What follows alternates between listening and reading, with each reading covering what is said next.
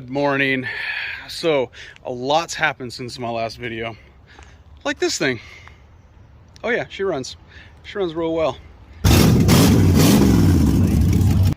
But there's a lot been going on. I haven't had the time to pick up a camera. I think I've solid axled 2 trucks. Swerving white beans, wheels turning, rose gold chrome, maxing on the rims, picture perfect, no destination. Let's just wait and see where we end up. My rocket garbage crawling out the ditch, stitches for a stitch. Bodies in the fridge, blaze scraping gray, apes banging on my fucking chest. Feel the static.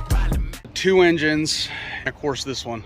Main subject of today's video is the old Mule here and its special new heart. Check this out.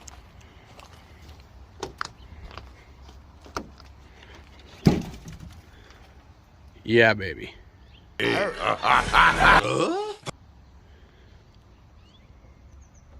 Yeah, baby. Mishimoto cooling system. Push the axle forward. Steering clearance problems. And other clearance problems. So push the axle forward a little bit. It is incredibly easy to have the fender wells cut out and a solid axle. If the IFS was still in here, oh, it would be difficult. I need to extend my drive shaft. I had to push it that far forward. It was about 6 inches closer than that, but just got the exhaust done and drove it around yesterday. I do have a knock sensor issue, so it's pulling almost all the timing. And hopefully I got the O2 sensors. I think I had the switches back around because I had to splice the wires and I didn't get a diagram on what to what. So show you where all the wiring's at. It's a mess. Give me a break. I cut everything. Cut a hole in the back of the glove box here. It's kind of difficult, but everything is shoved in there. The 1UZ computer is significantly bigger, but yeah, everything's torn apart. This would be a cold start. This cold start, no temperature.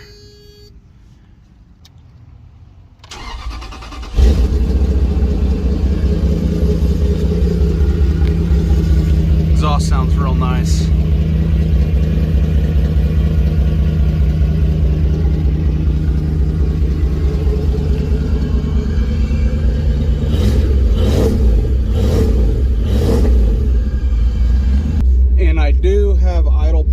Once it's warmed up, I'm hoping my O2 sensors, it's actually starting to feel like it because it is a learning computer that I did hook up. I swapped the plugs on the O2 sensors, so hopefully they're reading correctly and it's starting to help me out with that idle. Because on these, I'm not aware of any way to adjust the idle like a vacuum screw, like a 3VZ.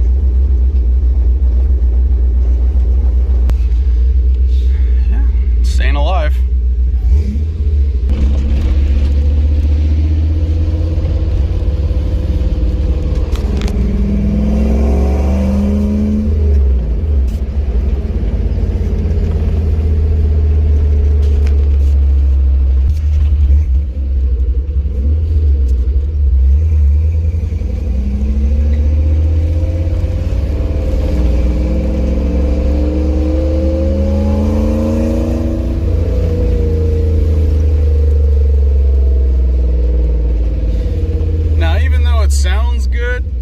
This thing is still loud. I mean, it was ungodly loud when it was straight headers. Oh.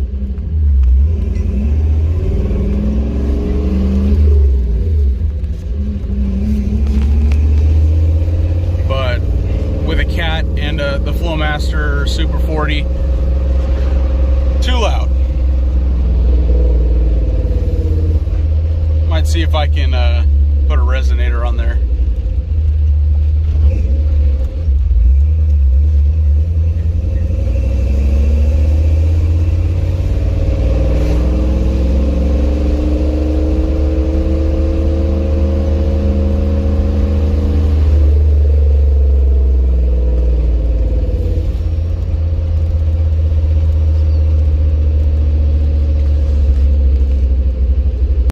All right, so I just got back to the house.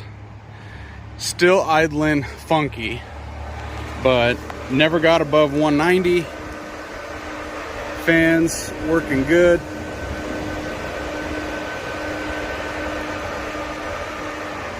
That Mishimoto setup is working perfect, as I knew, and everything's on a switch. This is a ground switch, so whenever this hits 180, it completes the ground circuit.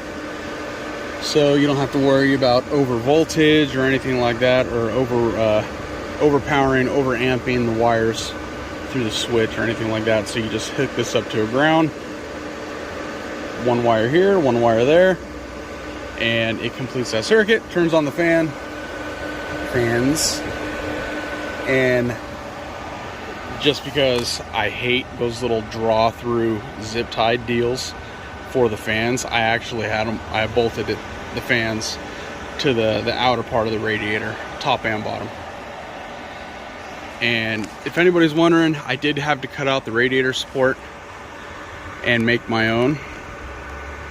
And I am gonna have to cut out pieces in the grill, and in the next bumper I'm gonna build a nice steel bumper, so I can put an AC condenser and have everything outwards, because that's about all the room I got. It's enough to change a belt, you know, if I need to or something like that.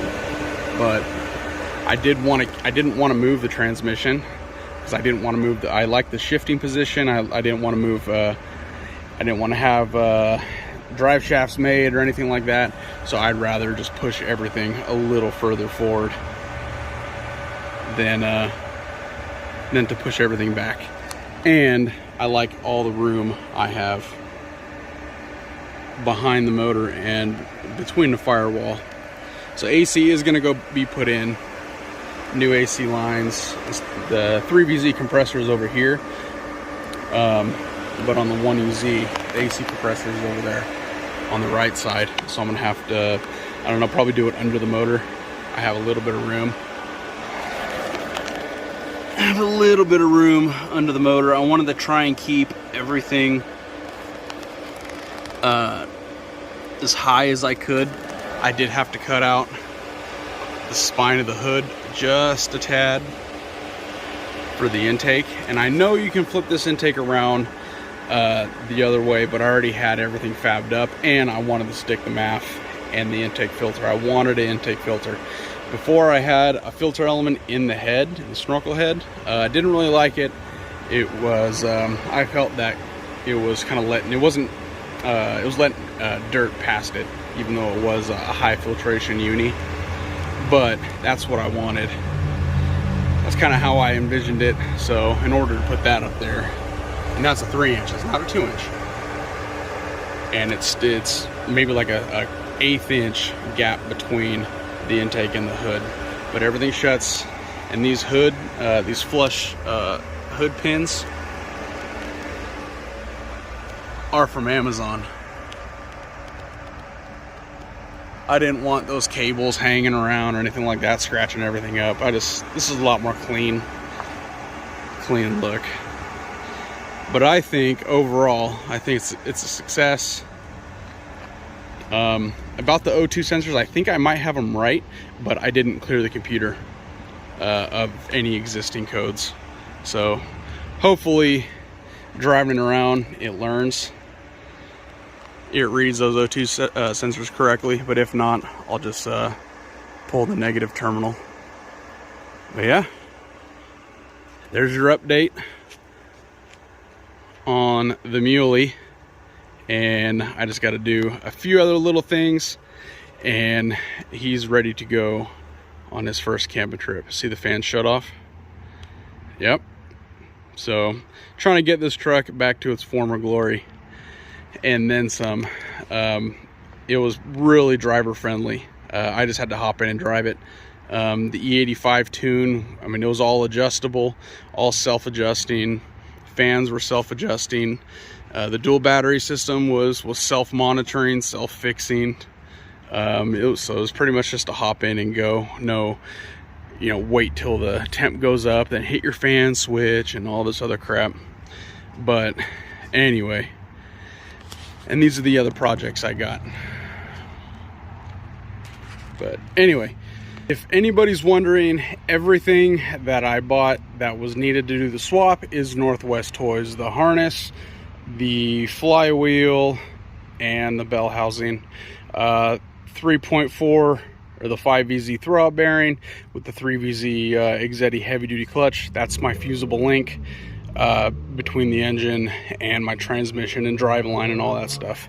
So I'd rather have the clutch go out and not grab rather than snap an axle or snap a ring and pinion or what have you. If you guys want to help me out, I'd really appreciate it. Go down in the link below to my website, standardamericanoutdoors.com, and I have merch. I have heavy duty adjustable panhard bars for the 2nd gen 4Runners with a 3-inch lift that still has the factory IFS and the coil or the link rear. Thanks for watching, and hopefully we'll be able to get this guy out hopefully here pretty quick. All right, thanks for watching. See you later.